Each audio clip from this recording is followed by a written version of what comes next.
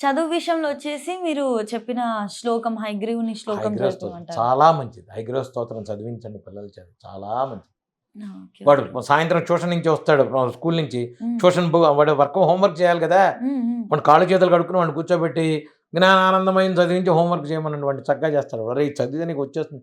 పిల్లలకి ఏం లేదమ్మా తల్లిదండ్రులు చెప్పాలి. తల్లిదండ్రులదే తప్పు. నేను ఒకటే చెప్తా.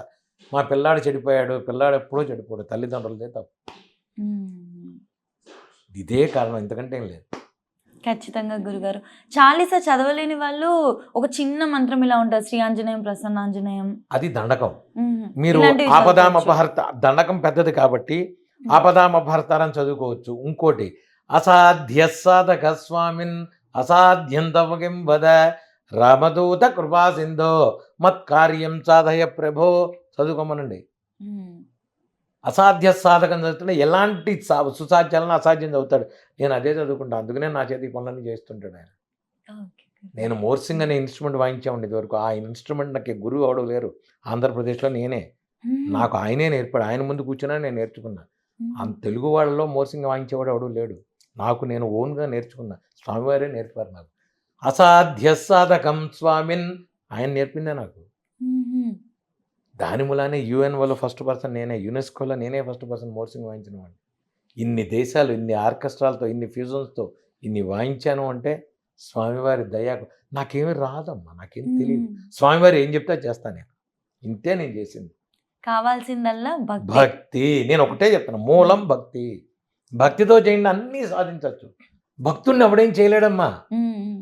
ఇప్పుడు డబ్బుతో ఎవడన్నా వచ్చాడనుకో, నాకు నీ డబ్బు అక్కర్లేదు పో అవతలకి అనొచ్చు. లేకపోతే నీకంటే డబ్బు నాకు ఎక్కువ ఉందనొచ్చు. భక్తితో ఎవడన్నా వచ్చాడనుకో, నేనిప్పుడు ఎవరన్నా వచ్చారు. నేను చెప్పను అని వాడిని తలుపేసి వదిలేసాననుకో, వాడు అక్కడే కూర్చున్నాడనుకో, నేనేం చేస్తా కాసేపటికి తలుపు తీయాలి. హ్మ్. వాడి భక్తికి నేను లొంగాలి. అవును. భగవంతుడు లొంగుతాడు. ఇంతే మార్గం. ఇంతకంటే ఏమి లేదు.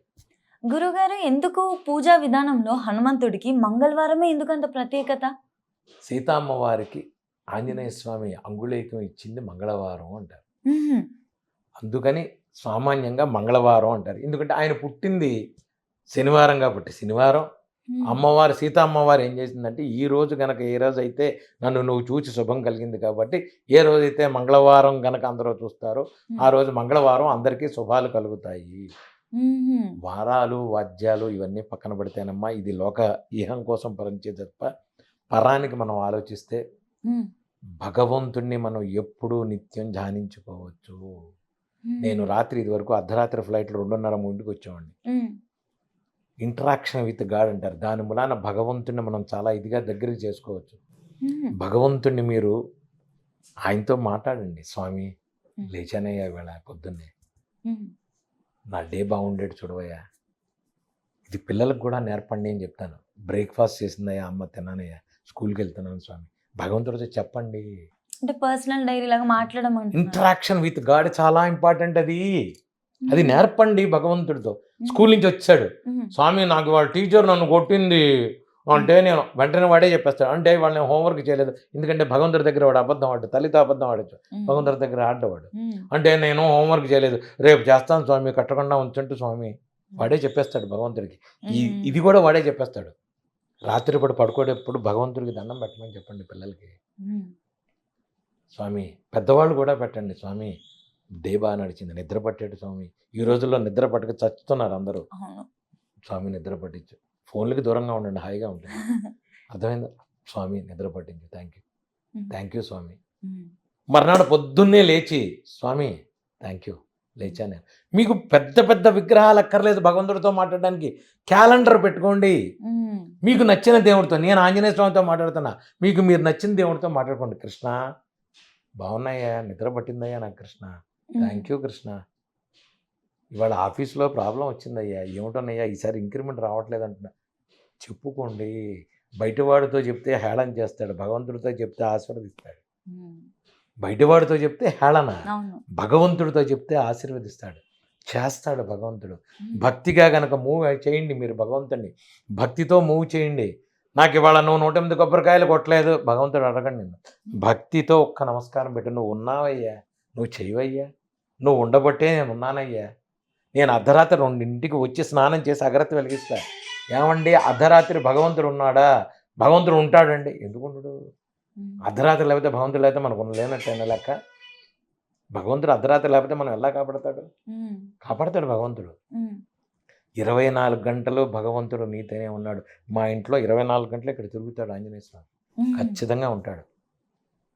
మీకు హోమాల్లో కానీ ఏమన్నా ఫోటోలు చూపిస్తాను, స్వామివారు ఖచ్చితంగా అలా నిలబడతారు, ఖచ్చితంగా ఉంటారు. మా ఇంట్లో మీరు హోమంలో నేను మీకు ఫోటో తీసుకోండి, స్వామివారు ఖచ్చితంగా ఉంటాడు, తిరుగుతుంటాడు ఆయన. 1 గంట 2 గంటలు ఎటన్నా వెళ్ళిపోయామంటే గిన్నెలు చెంపులు కింద పడతాడు, అక్కడి నుంచి కిందకు వస్తాయి. అంటే రే ఎక్కడికి వెళ్ళారా మీరు, ఏమయ్యారు? ఉన్నాం స్వామి, ఇక్కడే ఉన్నాం, నేను మా ఆవిడ వచ్చాము. తిరుగుతాడు, ఇది నిజం, నా మాట నమ్మండి. స్వామి ఉంటాడు, మీతో కూడా ఉంటాడు. నేను నా ఇంట్లోనే ఉండక్కర్లా, స్వామి తిరుగుతూనే ఉంటాడు. అప్పుడు ఆయన రామతారకం ఇచ్చారు, రామతారకం ఇస్తే ఆంజనేయ స్వామి దూరంగా ఉంటాడు. నేను మూలమంత్రం చేసేటప్పుడే స్వామి నాతో ఉంటాడు, లేదంటే ఆయన పని ఆయన చేసుకుంటాడు, నా పని నేను చేసుకోవచ్చు. ఇది నిజం. తొడ మీద చెయ్యేస్తాడు, ఏడుస్తాం, ఏడవాలి. స్వామి వచ్చాక మనం ఏం చేయాలి? స్వామి ఇచ్చారు కదా, మీరు ఏం మాట్లాడతారు? ఏమిటి మాట్లాడేది? ఏమిటి మాట్లాడేది మనం? స్వామివారు ఆయన ఎదురుకుండా కూర్చుంటాడు, మనం ఎదురుకుండా కూర్చుంటాం, ఏడిపే. నేను తెల్లారుజామున 4:30 నుంచి 9:30 దాకా ఆ రూమ్లో కూర్చుంటా, బయటికి రాను. మూలమంత్ర జపమే చేస్తా, అభిషేకం చేస్తా, రామశాలిగ్రామానికి చేస్తా. ఆయన ఎవరో నాకు తెలియదు, వైజాగ్ నుంచి స్వామి మీకు రాముడు పంపించమన్నాడని చెప్పి రామశాలిగ్రామం పంపించారు. ఆయన ఎవరో నాకు తెలియదు. శాలిగ్రామం ఉంది, శాలిగ్రామానికి అభిషేకం చేస్తా, ఆంజనేయ స్వామికి అభిషేకం చేస్తా, సింధూరం వేస్తా, అష్టోత్తరం చేసి తర్వాత ఈయన దగ్గరికి వస్తా.